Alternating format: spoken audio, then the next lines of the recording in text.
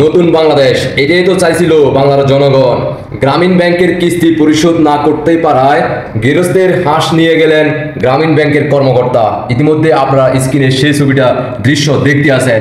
ইতিমধ্যে আপনারা বিভিন্ন নিউজ চ্যানেলে দেখে ফেলছেন।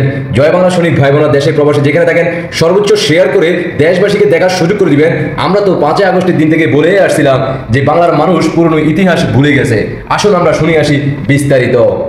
বরিশালে কিস্তির টাকা পরিশোধ না করতে পারায় গৃহস্থের চীনা হাঁস নিয়ে যাওয়ার অভিযোগ উঠেছে মাঠ কর্মীর বিরুদ্ধে। চীনা হাঁস কোনটা? চীনা হাঁস বলতে কি চীন দেশ থেকে আসছে কিনা এটা আমার জানা নাই। তারপর এগুলো নিয়ে আমার এতটা অভিজ্ঞতা নাই, কোনটা চীনা হাঁস কোনটা রাজা হাঁস এটা একমাত্র যারা জানে। উপজেলায় বাকাল ইউনিয়ন ফুলশি গ্রামে এই ঘটনাটি ঘটে। জানা যায় ফুলশি গ্রাম মুরাদ হোসেন স্ত্রী হাফিজা খানম ডেঙ্গামারা মহিলা সবুজ সদস্য। এই গ্রামীণ অফিস থেকে চলতি বছরে প্রথম দিকে 60,000 টাকা ঋণ নেন তিনি। এরপর থেকে প্রতি সপ্তাহে 1,250 টাকা নিয়মিত কিস্তি পরিশোধ করে দিয়ে আসছিলেন।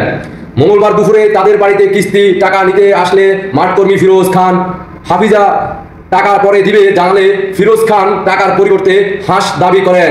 এতে অপারগতা জানিয়ে হাফিজা পাশের বাড়ি চলে যান। এই সুযোগে ফিরোজ খান আর সহযোগী উঠান থেকে একটি চীনা হাঁস ধরে নিয়ে যান। তার মানে কিস্তির টাকা যদি না দিতে পারে হাঁস চাওয়া যায়, আর কয়েকদিন পরে গরু চাইবে।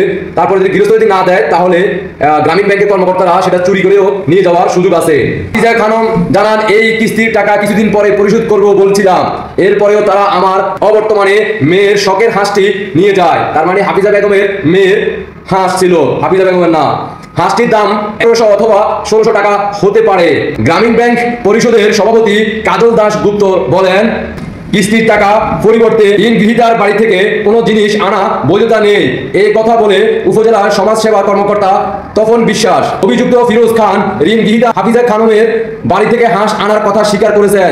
বুঝলেন, দেশবাসীকে তো আমরা 5 আগস্টের পর থেকে বলেই আসছিলাম, কিন্তু আপনারা বিশ্বাস করেন নাই। 2009 সালের পূর্বের বাংলাদেশ কিন্তু এমনই ছিল, যাদের হাঁস মুরগি গরু ছাগল যখন এগুলো শেষ হয়ে যেত তখন আপনার বাড়ির দিকে লক্ষ্য করতো। আর যদি আপনার বাড়িটাও শেষ হয়ে যায় তখন আপনার ভিটামাটি মানে যে জায়গার উপরে আপনার ঘরটা ছিল সেই জায়গা দখল করতো।